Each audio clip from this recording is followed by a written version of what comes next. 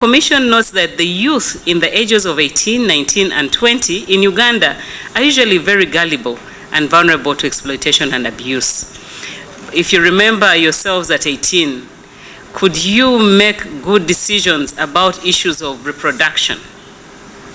I think as Ugandans, we should make the laws that are commensurate and fit within our context.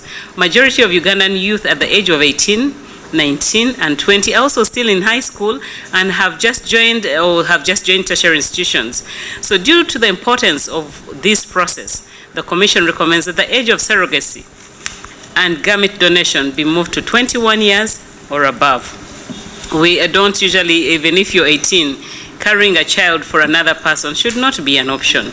Or 19 years, you're still very young to accept to go in and carry a child for another person, or getting gametes or sperm from a boy or a boy child. We think that the age is still young for such young people to take that decision. All natural women, regardless of their natural ability to give birth, should be given an option to contract surrogate services if they so wish.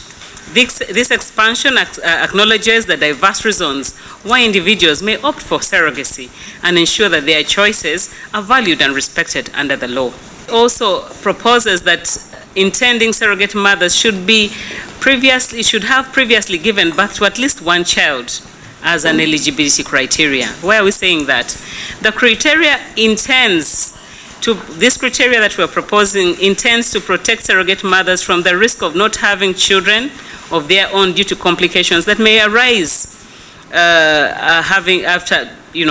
that may have occurred during the surrogacy process. With the demand for surrogate mothers, companies may be established to supply surrogate mothers. You know, Ugandans, we are quick at seeing everything in a business form. So we are anticipating that we will see companies hiring girls to become surrogate mothers. It's also a fact that due to these financial and legal considerations, international surrogacy has emerged as an emerging industry. Unfortunately, this has led to exploitation and trafficking in women and girls. And the Commission is recommending that the bill should ban any trade in surrogacy or established companies supplying surrogate mothers. We need to protect our women and girls from exploitation and extortion. In 2023, the Dutch court, still that Jonathan Major guy,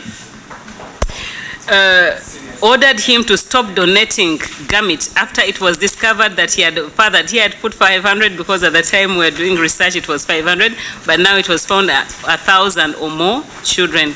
It is also not clear on how often a donor can donate gametes or embryos. So, as the number of half-siblings increases, there is a likelihood of unintentional incest or incestuous relationships. In such cases, we may see cases related to unintentional incest arising out of these situations. It is also traumatic for donor-conceived children, these children, to find out that they have dozens of siblings, or to find out that your husband or your wife is your sister or your brother. So, the Commission recommends that there is need for a national register to track sperm donors. The bill should also provide for a limit on the number of families a donor can contribute to. For example, in the Netherlands it was 25. We saw in many countries it's 25, and in other situations, I think the US it's 12. So parents receiving embryos or gamete donations should equally know how many biological children, siblings, will my child have in case of a particular donor. Anyone to consent for anything, like, let me say, a child below the age of 18 should not consent, but above the 18 age, somebody is capable of consenting on anything that he wants to do with his life. However, you suggested the age of 21, that is eligible age for anyone to consent, to donate, or to be a surrogate mother. I would suggest that this is a very good recommendation, but I would suggest that we add the age from 21 to 25, between that age. That is eligible age for that person to consent. I agree with you on the age for surrogacy. Putting it below 21 is real, and a girl of 18, 19, 20 handling a pregnancy, and most of these deliveries of surrogate mothers, they are in most cases cesarean. And so you're exposing this young girl to a cesarean section, so I really agree with you. Now, if you put the age at 21, you're encouraging our children who have just gotten into 18, 19 to rush to have a baby if they want to be surrogate mothers. We have seen mothers who are capable of giving birth naturally, but instead of that, they will wish to use other means of giving birth. This bill should restrict mothers.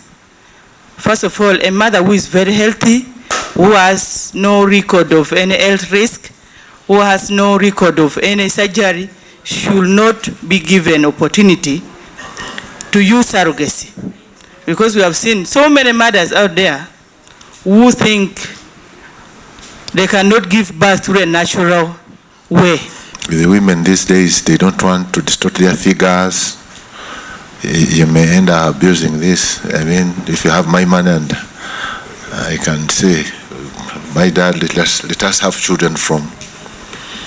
You may end up abusing it quite freely and willingly. They have the monies, but because they don't want to distort their figures and the other parts which you know. So they may end up abusing this if you give them that too much freedom. We have just passed a law prohibiting lesbianism in this country. How do we cure that aspect, where the lesbians are going to abuse this law and say I can continue with my act, but have someone help me birth a child for me? How do we fight and ensure that this is addressed? I am asking these questions because these are things that are going to come up on the floor, and members will shoot these clauses down. After 3 months you've given birth, that is it, I can terminate. What period can you propose to the committee? Thank you, Chair. What about me, the intending parent, to avoid the issue of extortion on the side of the intending mother? How do you cater for extortion? You know, so your recommendation are protecting, which is right. We are protecting. How long should the post be? Would you suggest to us how many months should I, the intending parent, take care of the termination of an agreement any time before the implementation of the fertilized embryo into the surrogate mother's womb? Even in part 2, you're also talking about in that area.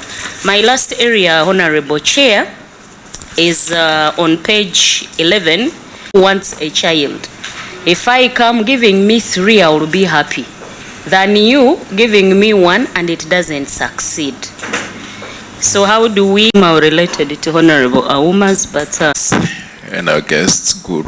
Dr. Boka is my name, Member of Parliament of Bongi constituency, a member of the Health Committee. Thank you.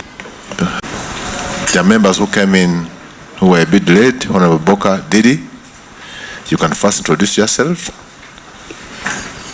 Any comments? This is the time. So it is totally different.